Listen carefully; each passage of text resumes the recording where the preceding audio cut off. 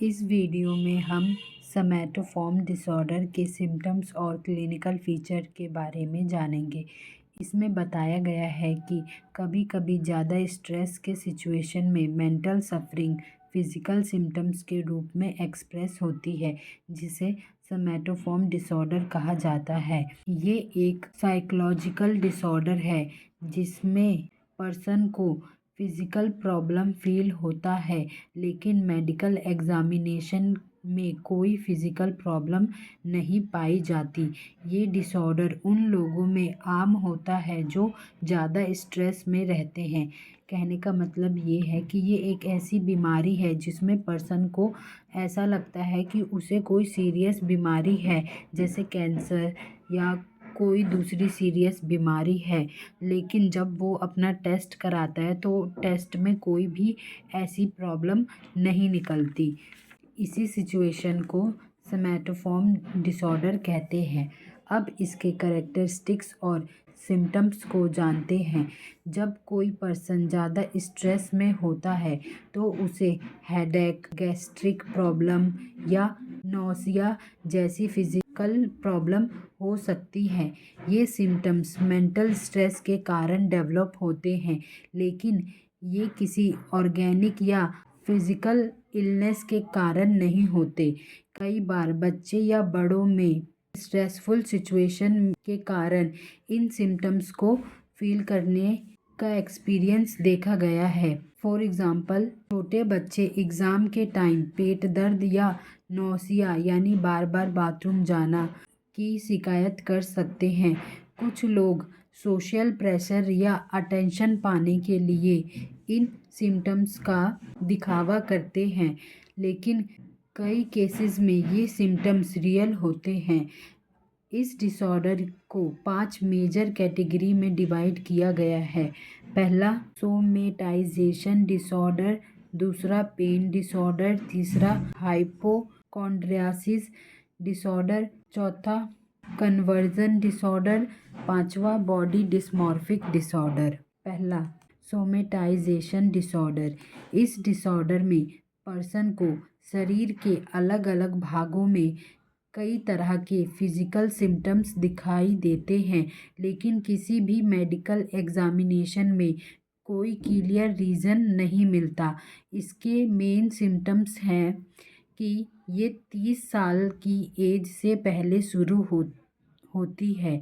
कम से कम 4 अलग अलग जगहों जैसे सिर, गर्दन, पेट, पीठ जैसी जगहों में दर्द होना चाहिए। कम से कम 2 गैस्ट्रिक सिम्टम्स होने चाहिए, जैसे नौसिया या डायरिया। एक सेक्सुअल प्रॉब्लम होनी चाहिए, जैसे सेक्सुअल डिज़ायर्स या इंटरकोर्स के टाइम दर्द होना। एक न्यूरोलॉजिकल सिम्टम्स भी होना चाहिए, जैसे बेहोशी आना। अब इसके मेंटल इम्पैक्ट को जानते हैं। एंजाइटी और डिप्रेशन इसके साथ हो सकते हैं। पेशेंट बार बार डॉक्टर के पास जाता है और बार बार हॉस्पिटल में एडमिट होने की इच्छा दिखाता है। कभी कभी अननेसेसरी ट्रीटमेंट और सर्जरी करवाई जा सकती है, जिससे रियल फिजिकल प्रॉब्लम्स डेवलप हो सकते हैं। अब इसकी केस स्टडी को जानते हैं। रीना नाम की 24 ईयर की एक महिला जो मिडिल क्लास फैमिली से थी, इस डिसऑर्डर से सफ़र कर रही थी। उनका बचपन डिफ़िकल्टी वाला था, क्योंकि उनकी माँ बचपन में ही मर गई थी और उनके पिता ने उनको पाला था। शादी के बाद उसे ससुराल में कई परेशानियां हुई। उसकी सास उससे घर के काम करवाना चाहती थी, लेकिन वह उन्हें पूरा नहीं कर पाती थी। पहले से ही उसे माइग्रेन की प्रॉब्लम थी। धीरे धीरे उसने गर्दन और पीठ में दर्द फील करना शुरू कर दिया। उसकी एंजाइटी और डिप्रेशन बढ़ गया। उसका सिर दर्द और दर्द इतना बढ़ गया कि वह बिस्तर पर रहने लगी। उसका सेक्सुअल लाइफ भी इफ़ेक्ट हुआ, जिससे उसका हस्बैंड नाराज़ था और डिवोर्स लेने की सोच रहा था। तो इस प्रॉब्लम से उसकी लाइफ पे कितना इफ़ेक्ट पड़ा, इस केस स्टडी से हमें पता चला है। नेक्स्ट है पेन डिसऑर्डर। इस डिसऑर्डर में पर्सन को किसी पार्टिकुलर एरिया में लगातार दर्द फील होता है, लेकिन कोई क्लियर फिजिकल कॉज नहीं मिलता। मेन सिम्टम्स ये हैं कि पर्सन किसी एक पार्टिकुलर एरिया में लंबे समय तक दर्द महसूस करता है। जब डॉक्टर चेकअप करते हैं तो कोई क्लियर रीज़न नहीं मिलता। मेंटल फैक्टर इस दर्द को बढ़ावा दे सकते हैं। कभी कभी कोई मामूली फिजिकल प्रॉब्लम हो सकती है, लेकिन ये एक्चुअल पेन को एक्सप्लेन करने के लिए इनफ नहीं होता। अब इसकी केस स्टडी को जानते हैं। जोसेफ नाम का 17 साल का एक आदिवासी लड़का इस डिसऑर्डर से सफ़र कर रहा था। वो 3 भाई बहनों में सबसे बड़ा था और लेबर का काम करता था। उसके पिता शराब की लत के कारण नौकरी खो चुके थे। जोसेफ को पढ़ाई पसंद थी, लेकिन उसे काम करने के लिए मजबूर किया गया। काम के टाइम एक दिन वह ईंटे के ढेर पर गिर गया और उसके घुटने में चोट लग गई। डॉक्टर ने इलाज किया और चोट धीरे धीरे ठीक हो गई, लेकिन उसे लंबे समय तक दर्द बना रहा। डॉक्टर ने उसकी जांच की, लेकिन कोई फिजिकल कॉज नहीं मिला। धीरे धीरे उसका दर्द बढ़ गया और उसने नौकरी छोड़ दी। अब वह घर पर बैठा रहता है, जबकि उसका छोटा भाई काम पर जाता है। तो इससे हमें पता चला कि पेन डिसऑर्डर किस तरीके से इफ़ेक्ट करता है पर्सन की लाइफ पर। नेक्स्ट है हाइपोकॉन्ड्रियासिस। ये एक मेंटल डिसऑर्डर है जिसमें पर्सन को ये लगातार डर रहता है कि उसे कोई सीरियस बीमारी हो गई है, जैसे कि कैंसर या heart related problem. Medical examination में कोई ऑर्गेनिक प्रॉब्लम नहीं पाई जाती, लेकिन पर्सन इस बात पर पूरी तरीके से विश्वास करता है कि उसे कोई सीरियस बीमारी है। बहुत से लोग कभी कभी शरीर में होने वाली डिस्कम्फर्ट को किसी बड़ी बीमारी का संकेत मान लेते हैं, लेकिन हाइपोकॉन्ड्रियासिस से सफ़र करने वाले पर्सन इस बिलीफ में कंप्लीटली श्योर होते हैं कि उन्हें कोई सीरियस इलनेस हो गई है। इसके मेन सिम्टम्स जानते हैं। DSM-4 के अकॉर्डिंग हाइपरकॉन्ड्रियासिस की मेन पहचान ये है कि पर्सन को किसी सीरियस बीमारी के होने का परसिस्टेंस फियर रहता है। यह डर आमतौर पर शरीर में होने वाले छोटे मोटे सिम्टम्स की मिस इंटरप्रिटेशन के कारण डेवलप होता है। एग्जाम्पल, कोई पर्सन गले में खराश को गले के कैंसर का पहला संकेत मान सकता है। पर्सन बार बार डॉक्टर से अपना चेकअप करवाता है। डॉक्टर के कहने के बावजूद उसे यकीन नहीं होता कि वह हेल्दी है। वो बार बार डॉक्टर बदलता है। ये पर्सन अक्सर सीरियस बीमारी जैसे cancer, heart attack, HIV, AIDS जैसी बीमारियों को लेकर टेंशन में रहता है। वो इंटरनेट और किताबों को पढ़ता रहता है, उससे जानकारी इकट्ठी करता है और अपने आप को सेल्फ डायग्नोस करता है। कुछ लोग जादू टोना टोटका या सेमी साइंटिफिक ट्रीटमेंट आजमाने लगते हैं। अब इसमें और सोमेटाइजेशन में क्या डिफरेंस है ये पता करते हैं। इस बीमारी में पर्सन ये पूरी तरह मान लेता है कि उसे कोई सीरियस बीमारी हो गई है, जबकि सोमेटाइजेशन में सिम्टम्स तो होते हैं, लेकिन पर्सन किसी पार्टिकुलर बीमारी पर अड़ा नहीं रहता। हाइपोकॉन्ड्रियासिस किसी एक या दो जगहों तक रहता है, जैसे गले का कैंसर या हार्ट रिलेटेड प्रॉब्लम, जबकि सोमेटाइजेशन पूरे शरीर के कई हिस्सों में सिम्टम्स दिखाता है। अब इसकी केस स्टडी जानते हैं। दिनेश 35 ईयर का एक हाई क्लास फैमिली और एजुकेटेड और वर्क करने वाला पर्सन है जो एक बड़े शहर में रहता है। 6 साल पहले उसका एक लड़की के साथ लव रिलेशन था जो बाद में एक प्रोस्टिट्यूट लेडी निकली। जब दिनेश को इस सच्चाई का पता चला तो वो बहुत स्ट्रेस में आ गया और परेशान हो गया। उसे डर था कि उसे HIV हो सकता है। उसने काफ़ी सोच विचार के बाद एक डॉक्टर से कांटेक्ट किया जिसने उसे ब्लड टेस्ट करवाने की सलाह दी। टेस्ट का रिज़ल्ट नेगेटिव आया जिससे उसे कुछ राहत मिली, लेकिन ये राहत टेम्पररी थी। दिनेश कभी भी पूरी तरह से श्योर नहीं हो पाया कि उसे HIV नहीं है।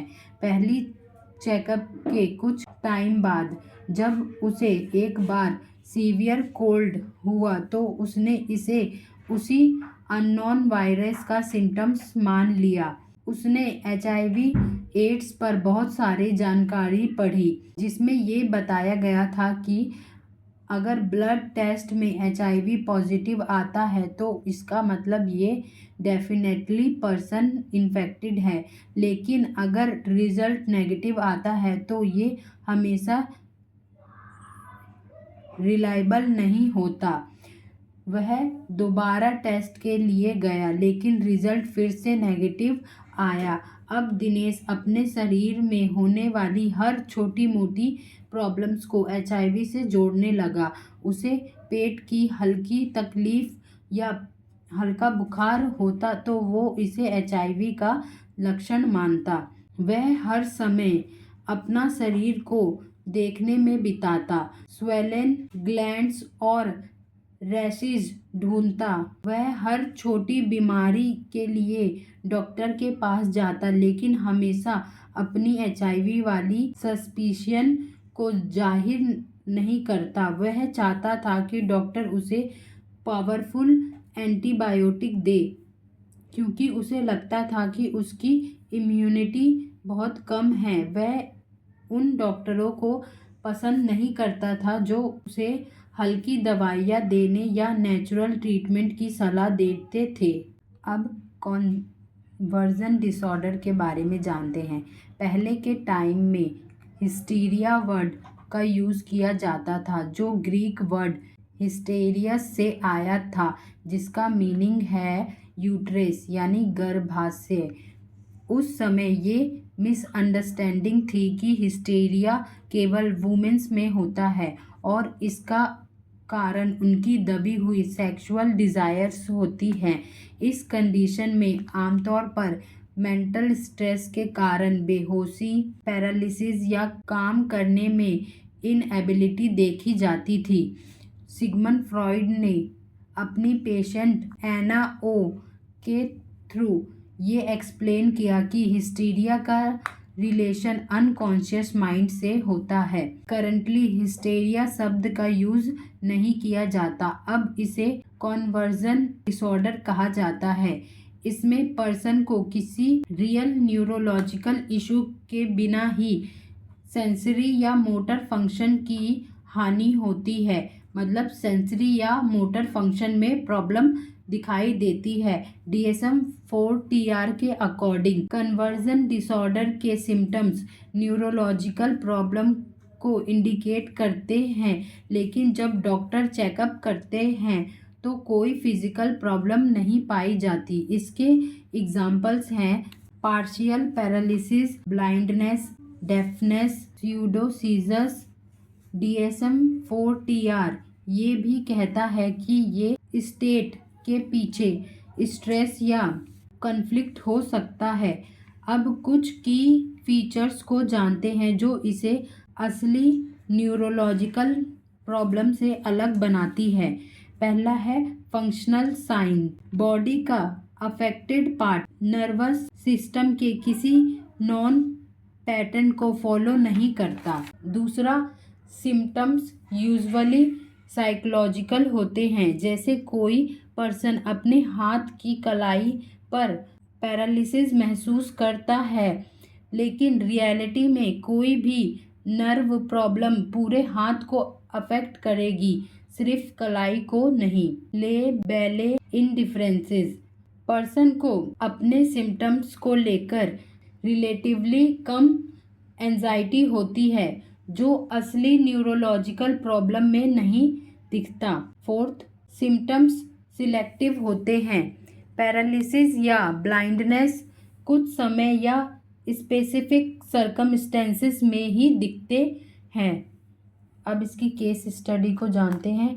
अख्तर, जो एक गवर्नमेंट वर्कर था, एक एक्सीडेंट में घायल हुआ और कुछ समय बाद उसने ब्लाइंडनेस की शिकायत की। डॉक्टर ने टेस्ट किया और पाया कि उसकी आंखों और ब्रेन में कोई प्रॉब्लम नहीं थी। इसके बावजूद वो ब्लाइंडनेस का दावा करता रहा और अपनी माँ की हेल्प लेने लगा। वह टीवी नहीं देख सकता था लेकिन म्यूजिक या बातचीत को एंजॉय करता था। वह कंपनसेशन की डिमांड करने लगा और अपनी कंपनी के खिलाफ केस करने का प्लानिंग करने लगा। नेक्स्ट है बॉडी डिस्मॉर्फिक डिसऑर्डर। क्या आपने ऐसे पर्सन को देखा है जो अपने नाक के शेप को लेकर बहुत परेशान रहता है या किसी भी बॉडी पार्ट को लेकर बहुत टेंशन में रहता है? इसे बॉडी डिस्मॉर्फिक डिसऑर्डर कहते हैं। ये एक मेंटल डिसऑर्डर है जिसमें पर्सन अपने शरीर के किसी हिस्से को लेकर ज़्यादा सोचता है, भले ही वो अंग ठीक क्यों ना हो। DSM-4 के अकॉर्डिंग ये एक प्री ऑक्यूपेशन होता है जिसमें पर्सन अपने शरीर की किसी फीचर को एक्चुअली से कहीं ज़्यादा बड़ा मानता है। एग्जाम्पल, कोई पर्सन सोचता है कि उसकी नाक बहुत बड़ी है, कोई अपने छोटे कानों को छुपाने की कोशिश करता है, कोई अपने शरीर को बहुत मोटा या बहुत पतला फील कर सकता है। इसके सिम्टम्स हैं, बार बार पर्सन आईने में खुद को देखता है और अपने शरीर के बारे में दूसरों से पूछता रहता है। कॉस्मेटिक्स या मेकअप्स का यूज़ करके अपने शरीर में जो कमी है उसको छुपाने की कोशिश करता है। कभी कभी प्लास्टिक सर्जरी करवाने की सोचता है लेकिन सर्जरी के बाद भी सेटिस्फाई नहीं होता। केस स्टडी, रत्ना 20 साल की एक लड़की सोचती है कि उसकी नाक की हड्डी बहुत फ्लैट है। वह इंट्रोवर्ट है क्योंकि उसे डर है कि लोग उसकी नाक को देखकर हंसेंगे। वह लोगों से बात करते समय अपने नाक छुपाती है और रोजाना कई बार आईने में खुद को देखती है और अपनी नाक को ऊपर करने की कोशिश करती है। उसके पेरेंट्स ने उसे समझाया कि उसकी नाक नॉर्मल है लेकिन वो सैड रहती है। उसको इस बात पर विश्वास नहीं होता। उसने अपनी प्रॉब्लम दोस्तों से भी बताई लेकिन वो अब भी इसी को लेकर परेशान रहती है। वह प्लास्टिक सर्जरी करवाने का सोच रही है लेकिन पैसों के कारण वो नहीं करवा पा रही।